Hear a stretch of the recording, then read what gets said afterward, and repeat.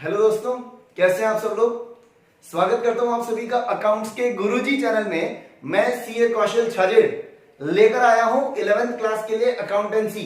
जी हाँ, class 11th के लिए अकाउंटेंसी लेकर आए हम लोग। 11th क्लास में आप लोगों ने कॉमर्स ऑप्ट किया है।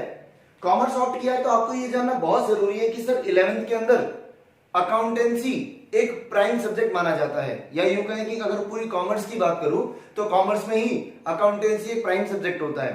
अकाउंटेंसी एक बेस होता है, सारे आगे करियर ऑप्शंस में आपको अकाउंटेंसी एक बेस मिलेगा।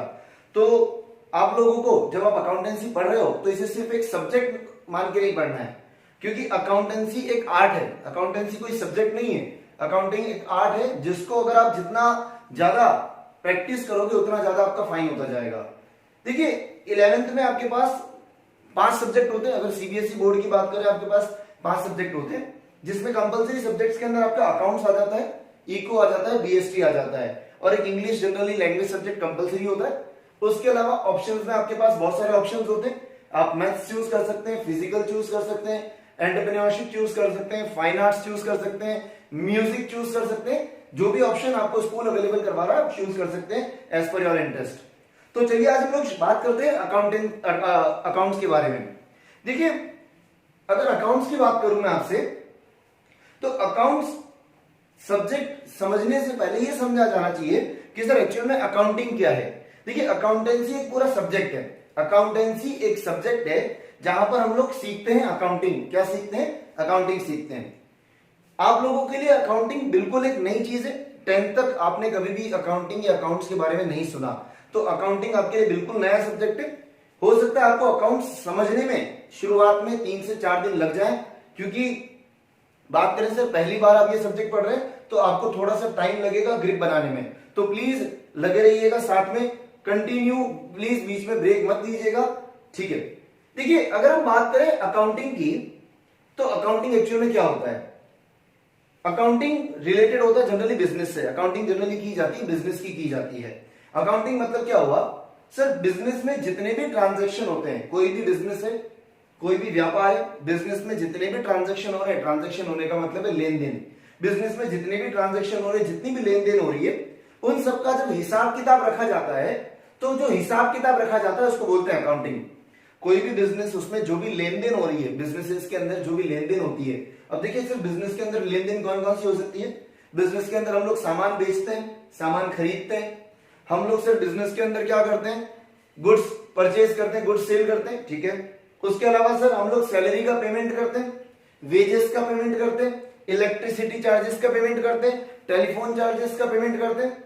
उसके अलावा रेंट वगैरह हो तो उसका पेमेंट करेंगे। इंश्योरेंस होता है बिजनेस में, उसका पेमेंट होता है। तो बिजनेस के अंदर बहुत सारे ट्रांजैक्शंस होते हैं जिनका हिसाब किताब रखना जरूरी है। देखिए बिजनेस करने के पीछे एक मोटिव होता है कि सर हमें प्रॉफिट कमाना है। कोई भी पर्सन बिजनेस क्यों करता है? प्रॉफिट कमाने के लिए। अब वो प्रॉफिट कमाना है तो आप लोगों ने बचपन में सीखा होगा प्रॉफिट कैसे पता चलता है। हम हमारे खर्चे अगर हटा दें हमारे इनकम में से, आप लोगों ने देखा होगा प्रॉफिट कैसे निकालते हैं। सेल माइनस कॉस्ट आप लोगों ने किया था तो प्रॉफिट आया था। तो वैसे ही हम लोग प्रॉफिट निकालने के लिए हम लोगों को हमारा प्रॉपर हिसाब किताब चाहिए कि हमारा साल भर में इनकम कितनी है, हमारा साल भर में खर्चा कितना हुआ। उनको जब हम कंपेयर करेंगे तो पता चलेगा कि हमारा प्रॉफिट कितना है। तो करेक्ट प्रॉफिट जानने के लिए हम लोगों को बिजनेस में होने वाले जितने भी लेन देन है सभी का रिकॉर्ड चाहिए होता है। सभी का ये पता होना चाहिए कि कितने लेन देन हुई है। तो उसके लिए हम लोग क्या करते हैं? बिजनेस के अंदर ट्रांजैक्शंस को रिकॉर्ड किया जाता है। तो जो रिकॉर्डिंग करने का तरीका है, कोई मैनर होगा, सब एक तरीका होगा रिकॉर्ड करने का। तो जो तरीका है, सिस्टमेटिक तरीका है, उसको बोलते हैं अकाउंटिंग। क्या बोलते हैं उसको? अकाउंटिंग। देखिए जो भी पर्सन बिजनेस करता है, अगर मैं कहूं कि बिजनेस जो भी पर्सन कर रहा है, चाहे आप अपनी सिटी में देख लें, आप अपनी गली में देखें, आप स्टेट की बात करें, कहीं पे भी अगर आपने किसी को भी बिजनेस करते हुए देखा तो ऑलमोस्ट हर पर्सन अपने लैंग्वेज में अकाउंट्स मेंटेन करता है। वो कहीं ना कहीं हिसाब किताब मेंटेन करता है कि किससे कितना पैसा लेना है, किसे कितना पैसा देना बाकी है, कितना खर्चा हो चुका है, कितनी इनकम हो चुकी है। हर पर्सन अपने पास में हिसाब किताब रखता है कि कितना पैसा आ रहा है, कितना गया, किसको कितना देना बाकी है, किससे कितना लेना बाकी है। इन सभी का हिसाब किताब रखा जाता है। तो ये हिसाब किताब जब बिजनेसेस का रखा जाए और एक स्टैंडर्ड तरीके से, एक स्टैंडर्ड स्पेसिफिक तरीके से रखा जाए, तो वो कहलाएगा हमारे लिए क्या? अकाउंटिंग। आई बात समझ में? ठीक है। देखिए अकाउंटिंग की अगर मैं आपको लेमेन्स लैंग्वेज में डेफिनेशन बताऊं, देखिए बुक में जो डेफिनेशन दे रखी है आपको चैप्टर नंबर 1 के अंदर जो आपको डेफिनेशन दे रखी है वो डेफिनेशन आपको मैं थोड़ी बाद में समझाऊंगा। रीजन भी कि वो डेफिनेशन समझने से पहले हम लोगों को बहुत सारी चीजें समझनी पड़ेगी। तो एक साधारण भाषा में अगर मैं आपसे अकाउंटिंग की डेफिनेशन बताऊं आपको, और अगर आप समझना चाहें अकाउंटिंग एक्चुअल में क्या होती है, तो देखिए it is a method of recording financial transaction of a business in books of accounts. एक मेथड है सर, एक तरीका है। अकाउंटिंग क्या है? एक तरीका है। किस चीज का? Of recording financial transactions. Financial transaction होने का मतलब है हम बुक्स में वही ट्रांजैक्शन रिकॉर्ड करेंगे जो फाइनेंशियली मेजर किए जा सकते हैं, जो मनी की फॉर्म में मेजर किए जा सकते हैं। एक एग्जांपल दे देता हूं मैं आपको।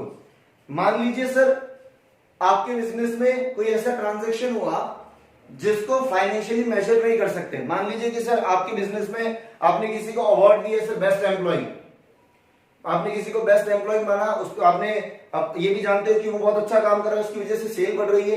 तो क्या ये चीज हम लोग बुक्स में लिख सकते हैं क्या कि इस पर्सन ने इतना अच्छा काम किया जिसकी वजह से हमारी सेल बढ़ रही है? हम इसे रिकॉर्ड नहीं कर सकते। तो बात यह आती कि हम लोग बिजनेस में उन्हीं चीजों को रिकॉर्ड करेंगे जिन्हें हम फाइनेंशियली मेजर कर सके, जिन्हें हम मॉनेटरी फॉर्म में मेजर कर सकें। हम लोग अगर उस पर्सन को सैलरी दे रहे हैं तो वो जरूर लिखेंगे कि हमने इतनी सैलरी पे करी है, पर उसने इतना अच्छा काम किया जिसकी वजह से हमारी सेल बढ़ रही है, या वो इतना अच्छा काम कर रहा है जिससे कस्टमर्स अट्रैक्ट हो रहे हैं, ये चीज हम लोग नहीं लिखते हैं। तो बुक्स में जब आप लोग रिकॉर्डिंग कर रहे हैं तो रिकॉर्डिंग किस चीज की होगी? बिजनेस के ट्रांजैक्शंस की, बिजनेस के लेन देन की, जिन जो फाइनेंशियल नेचर के हैं, जिनको मॉनेटरी टर्म में मेजर किया जा सके। और कहां रिकॉर्ड करेंगे? Books of accounts. ध्यान रखिएगा, जहां पे रिकॉर्ड करते हैं, जिन बुक्स में रिकॉर्ड करते हैं अकाउंटिंग के अंदर या अकाउंटेंसी के अंदर, उन्हें बोला जाता है बुक्स ऑफ अकाउंट्स। क्या बोला जाता है? Books of accounts. आया समझ में? एक बार वापस देखिए डेफिनेशन क्या बोला है। It is a method of recording financial transactions of a business in books of accounts. आई बात समझ में? क्लियर है बेटा? देखिए अभी हम लोगों के लिए सिंपल सी बात ये जानना जरूरी है कि अकाउंटिंग का बेसिक मीनिंग क्या है। अकाउंटिंग का बेसिक मीनिंग है सर बिजनेस में जो भी लेन देन हो रहा है उसको रिकॉर्ड करने का जो तरीका है वो अकाउंटिंग कहलाता है। लेन देन को रिकॉर्ड करने का तरीका, बिजनेस की लेन देन को रिकॉर्ड करने का तरीका इज अकाउंटिंग। आई बात समझ में? ठीक है, देखिए आज हम लोग शुरू करेंगे बेसिक अकाउंटिंग टर्म्स से। बेसिक अकाउंटिंग टर्म्स आपका चैप्टर नंबर 2 है। हम लोग बुक फॉलो करेंगे टीएस ग्रेवाल फॉलो करेंगे। बाकी कोई स्टूडेंट अगर आप अदर बुक्स भी फॉलो करना चाहें, D K Goyal, S C Sharma, NCERT वगैरह, अगर आप कोई भी बुक फॉलो करना चाहें कोई दिक्कत नहीं है, कंसेप्ट सब में एक जैसे मिलेंगे आपको। ठीक है, हम लोग बेसिक अकाउंटिंग टर्म्स से शुरू करेंगे। चैप्टर नंबर 2, चैप्टर नंबर 1 हम लोग बाद में लेंगे क्योंकि चैप्टर नंबर 1 पढ़ने से पहले हम लोग चैप्टर नंबर 2 समझ लेते हैं कि एक्चुअल में अकाउंट्स के अंदर जो भी टर्म्स यूज होती है उन टर्म्स का मीनिंग क्या है।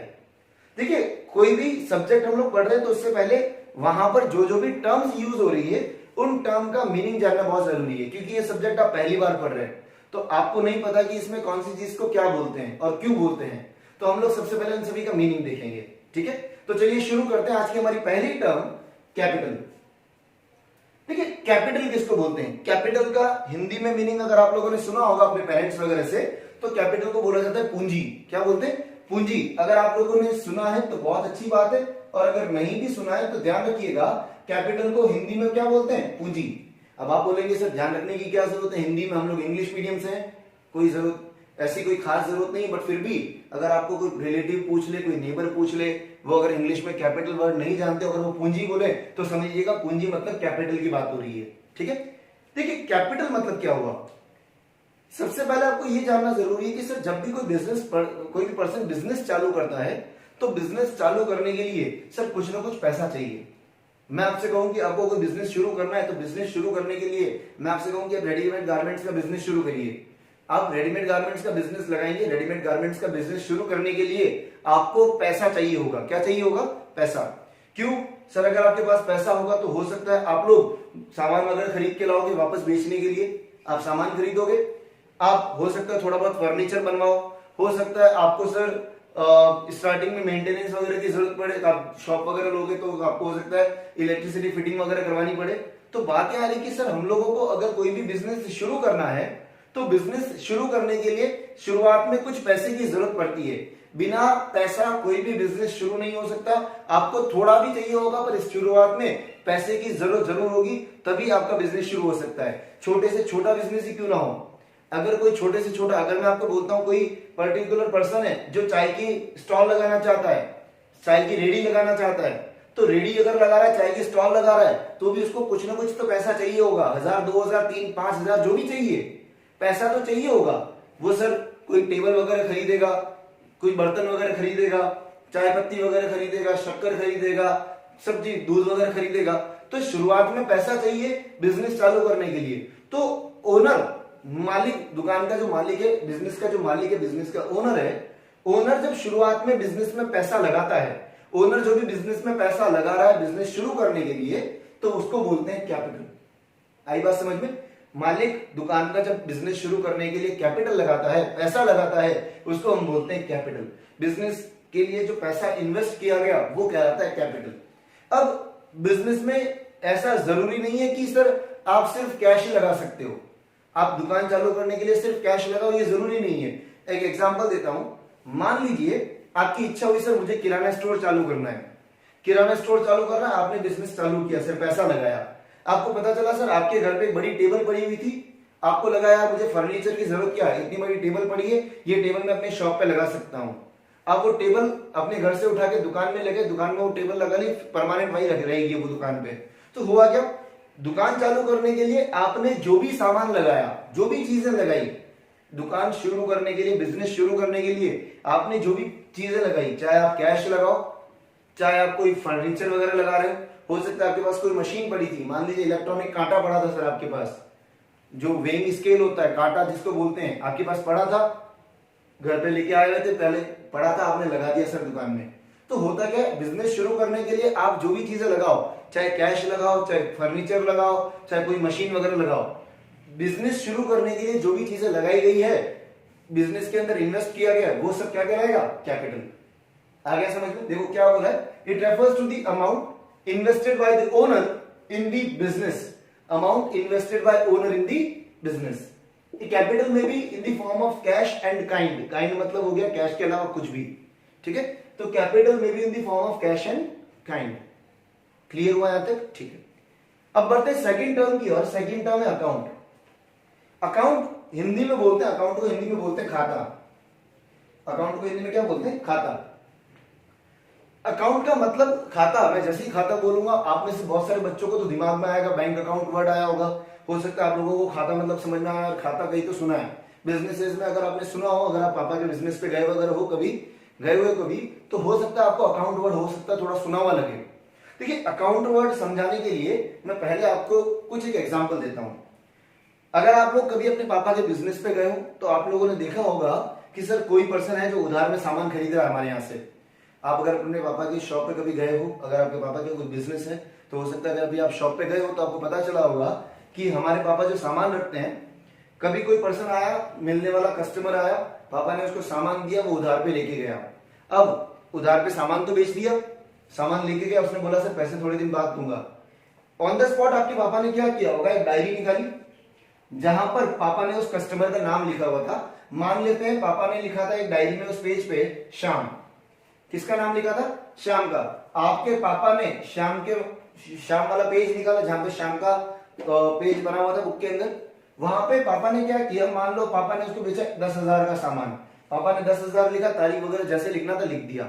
हुआ क्या, आपके पापा ने एक डायरी निकाली, डायरी में श्याम का जहां पे भी खाता लगा हुआ था, खाता लगाने का मतलब है जहां पे हम श्याम से रिलेटेड जितनी भी लेन देन है वो रिकॉर्ड कर रहे हैं, तो वहां पर क्या किया, अमाउंट लिख दिया।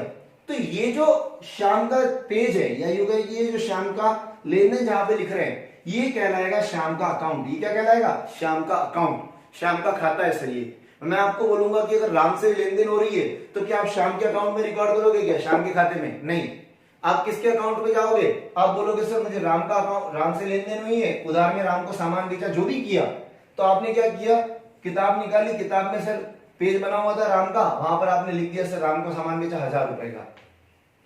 आई बात समझ में? आप जैसे लिखना चाहो वैसे आपने लिख दिया, एक बार तो लिख दिया। कैसे लिखते हैं, क्या लिखते हैं, वो सब बाद की बात है। आपने तो क्या किया, नॉर्मली जहां पर बिजनेस के अंदर कोई भी किसी पर्सन से उधार वगैरह हुई, किसी भी चीज का ट्रांजैक्शन हुआ, उस ट्रांजैक्शन से रिलेटेड अगर आपको कहीं का अमाउंट मेंशन करना है, आप उस अकाउंट के ऊपर गए और वहां पे आपने लिख दिया अमाउंट, तो वो चीज कहलाएगी आपका अकाउंट। आई बात समझ में? अकाउंट जनरली क्या होता है कि सर अकाउंट, ये अगर मैं बात करूं अकाउंट क्या है, खाता है सर। यहां पे मुझे क्या मिलेगा, मानते हो सर ये शाम का अकाउंट है, इस शाम के अकाउंट में क्या देखने को मिलेगा कि सर शाम से हमारी साल भर में कितनी लेन देन हुई है, ड्यूरिंग द टाइम हमारी जो भी लेन देन हुई है शाम के साथ, वो सब मुझे यहां देखने को मिलेगी। तो ये चीज अकाउंट है। और इस अकाउंट को अगर मैं समझूं, ये अकाउंट क्या है, it refers to summary of all the transactions relating to a particular head at one place। यहां सर सारी समरी मिलेगी, relating to a particular head, एक हेड से रिलेटेड, शाम के अकाउंट से, शाम से मैंने जितनी भी लेन देन करी है वो शाम के खाते पे लिखूंगा। तो it refers to a summary of all the transaction relating to a particular head at one place. आई बात समझ में? एक और एग्जांपल दे देता हूं सर, आपकी दुकान पे कभी ऐसा हुआ होगा, आप पापा की शॉप पे गए हो, कोई चाय वाला है, चाय वाला आया सर चाय लेके, तो बहुत सी बार ऐसा होता है कि हम लोग चाय वाले को इंस्टेंट पेमेंट नहीं करते हैं। चाय वाला क्या करेगा, एक डायरी लेके आएगा, उस डायरी में जितनी भी चाय दी आपने वो चाय एंटर करवाएगा, इतने कप चाहिए, फिर वो चला जाएगा। वो क्या होगा, मोस्टली हो सकता है हर एक कस्टमर की एक अलग डायरी मेंटेन करता हो, तो वो जो डायरी है वो उसका खाता हो गया, वो डायरी क्या हो गई, उस पर्सन का खाता। आपकी दुकान पे आया चाय लेके, उसने आपकी वाली डायरी निकाली, आपको बोला सर इसमें लिख दीजिए, तो वो जो आपकी वाली डायरी है वो आपका खाता है, उसके लिए क्या है, उसका आपका खाता है। आई बात समझ में? कुल मिला के अकाउंट का मतलब क्या हुआ, अकाउंट मतलब हम लोग जहां पर एक पर्टिकुलर हेड से रिलेटेड सारे ट्रांजैक्शन लिख देंगे, वो क्या कहलाएगा, अकाउंट। एक पर्टिकुलर हेड से रिलेटेड जहां भी सारे ट्रांजैक्शन लिखे जाएंगे वो क्या कहलाएगा, अकाउंट। अब बिजनेस में मान लीजिए मैं रेंट का पेमेंट करता हूं, मैं रेंट का पेमेंट हर महीने कर रहा हूं, तो मैं क्या करूंगा, रेंट से रिलेटेड भी एक अकाउंट बनाऊंगा। मुझे पता चलना चाहिए मैंने रेंट का कब पेमेंट किया, तो मैं क्या करूंगा, एक पेज पे लिखूंगा रेंट, और वहां पे है ना सारी चीजें लिखता जाऊंगा, कब मैंने पेमेंट किया। मान लो 1000 रुपए इस दिन दिए, तारीख लिखी, अगले 1000 रुपए कब दिए, तारीख लिखी। तो क्या हो रहा है, आप जब किसी स्पेसिफिक चीज से रिलेटेड सारे ट्रांजेक्शन हैं, अगर वो एक ही जगह रिकॉर्ड करते हो तो वो क्या कहलाता है, अकाउंट। आई बात समझ में? अकाउंट कैसे बनाते हैं, क्या बनता है, हम लोग स्टैंडर्ड तरीका क्या होगा अकाउंट का, ये सब आगे देखेंगे। अभी सिर्फ ये जानना जरूरी है, किसी एक चीज से रिलेटेड भी अगर बात करें, उससे रिलेटेड जितने भी ट्रांजैक्शन है, अगर आप एक जगह रिकॉर्ड करते हो तो वो क्या कहलाता है, अकाउंट। आई बात समझ में? क्लियर? एक बार आप फटाफट ही नोट डाउन करिए, आगे हम बात करते हैं। फर्स्ट, देखिए आज हम लोगों ने शुरुआत करी अकाउंट्स की, हम लोगों ने अकाउंटिंग का मतलब देखा, बेसिक टर्म्स में हम लोगों ने दो टर्म देखी, कैपिटल और अकाउंट, ठीक है। तो आगे वाली जो भी टर्म्स आएगी वो हम लोग अगली वीडियो में देखेंगे। तब तक के लिए बने रहिए। एक और इंपॉर्टेंट चीज आपको बता देता हूं, मैं आपको डिस्क्रिप्शन में एक व्हाट्सएप ग्रुप का लिंक दे रहा हूं, जहां पर 11th कॉमर्स से रिलेटेड सारे स्टूडेंट्स आपको मिलेंगे। आपको अगर कोई डाउट रहता है, कोई क्वेरी है, तो आप पूछ सकते हैं। आपको कोई नोट्स चाहिए, वर्कशीट चाहिए, एक्स्ट्रा क्वेश्चन चाहिए, वो भी वहां आपको अवेलेबल हो जाएंगे। तो अगर आप में से किसी को भी वो ग्रुप ज्वाइन करना है तो डिस्क्रिप्शन में लिंक गिवन है, वहां ज्वाइन कर सकते हैं। और अगर कोई डाउट वगैरह है तो मेरे कॉन्टेक्ट डिटेल्स गिवन है, मुझे आप मैसेज कर सकते हैं। तब तक के लिए घर पर रहें, सुरक्षित रहें, stay safe, stay at home. Thank you and bye.